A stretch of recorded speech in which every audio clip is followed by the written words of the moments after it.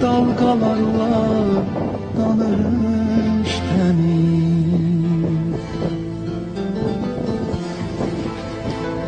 Geç sahilden karış karış, dalgalarla kayna karış.